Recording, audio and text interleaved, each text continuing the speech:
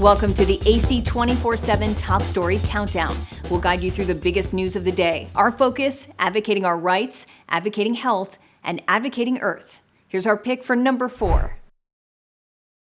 For centuries, they've been the footwear of the fashionable, but high heels may be wreaking havoc on your body. Your feet are just as complicated as your hands. They're the same bony structure, except you have to walk on them. Dr. John Reach, a surgeon with Connecticut Orthopedic Institute, says the concentration of stress put on the front of the foot by high heels can cause crowding of the toes, bunions, and hammer toes, which can lead to problems with balance. But Reach says suddenly switching to flats isn't the answer either, because your body may have become accustomed to high heels. If you've modified your gait, you've modified your walk, you've modified the way that your foot accommodates the shoe that you're used to, and then all of a sudden you change it and go to a lower ramp shoe, you're going to pay a price for that. That could lead to other orthopedic problems like tendinitis, plantar fasciitis, and inflammation of the tissue connecting the heel bone to the toes, or arthritis, which can lead to posture problems and knee, hip, or lower back pain. Reach says protecting feet is critical. They're sort of your tires for your body, if you will.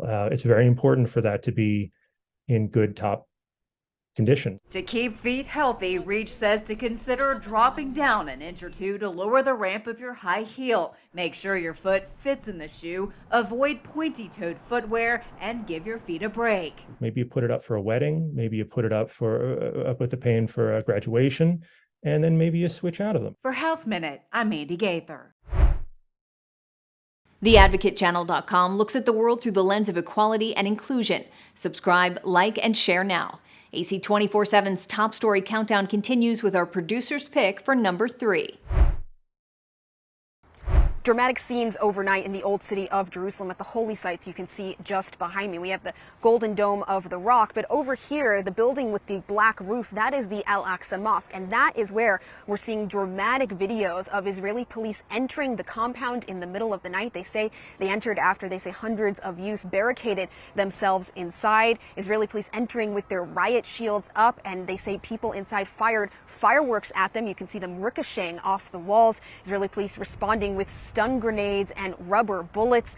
The Palestinian Red Crescent saying 12 people were injured. 3 of them were transferred to hospital. Israeli police say one of their officers were injured, but that they also detained at least 350 people as a result of the events overnight. Now, condemnation is reigning in, because although it has been a tense time here for some time and there was some level of clashes expected, I think the aggressive nature of what we saw from the Israeli police, that was a little bit unexpected. And we're hearing condemnations from the Jordanians, the Egyptians, from Saudi Arabia, because even just the Israeli police stepping foot into the mosque is seen as provocative and offensive. But then the way that they engaged with the people there, we're seeing videos of people being arrested and being laid on the floor of the mosque while in handcuffs. That takes it to a new level. And we're hearing from alongside these condemnations, things like saying that the Israelis are not allowing people to have freedom of worship, and how dangerous it is that these sorts of escalations can explode into something further. And we did essentially see that overnight, because shortly after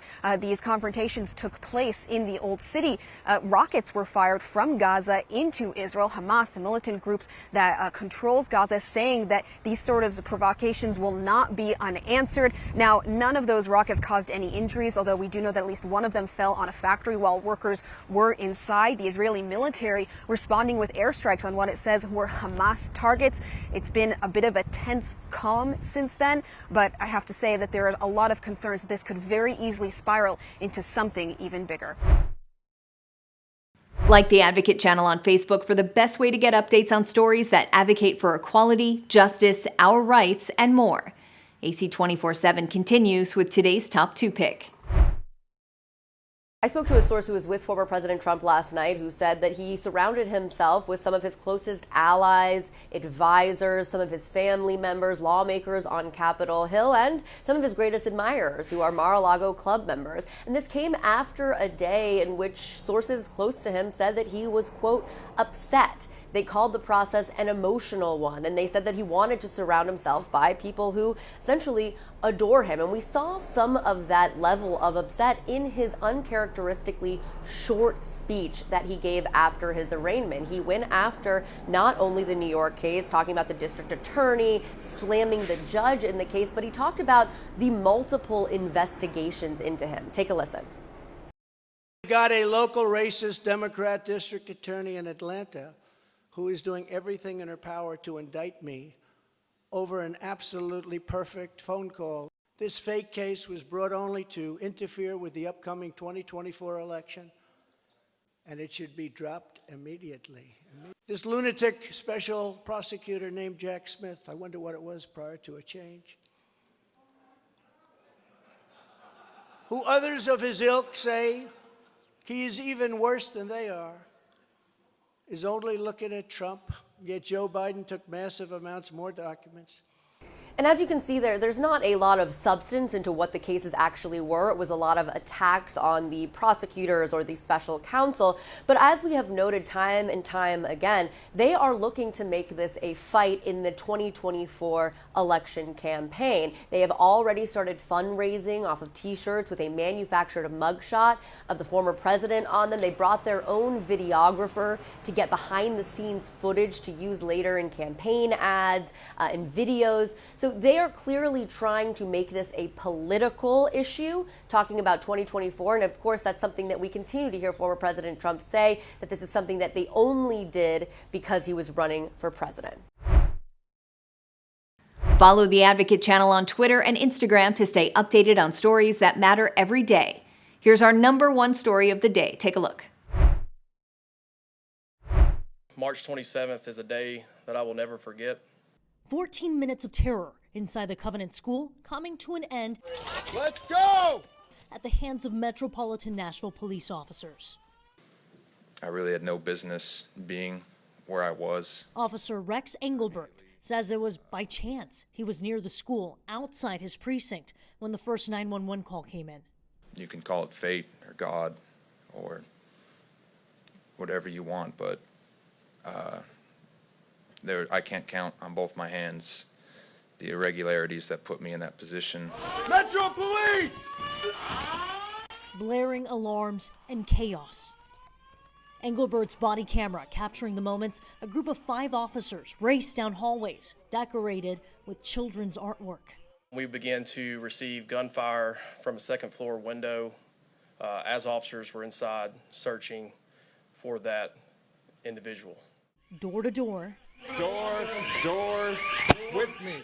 This is their desperate search for a shooter, armed with 3 guns and showing no signs of stopping. Along the way, grim discoveries. All of us stepped over a victim. I, to this day, don't know how I did that morally, but training is what kicked in. They followed their senses. An acrid odor. The smell of gunpowder was in the air. Then a chilling sound. We heard another shot, and so it told us that the shooter was to our right. Once we got near the shooter and the shooter was neutralized. Investigators say Audrey Hale fired 152 rounds from start to finish, killing 3 innocent children and 3 school employees. The violence horrifying a nation and following these officers home. There's obviously been loss of sleep. Children hugged more than normal. Just over a week since the shooting, officers seizing from the home of the shooter a suicide note, weapons, ammo, several journals, and yearbooks from the Covenant School. As investigators continue to determine a motive for the attack, described as calculated and planned, the young survivors of this mass shooting are leaning on their faith. They believe that their classmate is going to heaven, that they're in a better place, and they're not hurting. The ones that was hurting the most was us. Thanks for watching the Advocate Channel's top stories. We're on Facebook, Twitter, TikTok, and YouTube. Follow, like, and share, or check out advocatechannel.com for even more stories that advocate for you.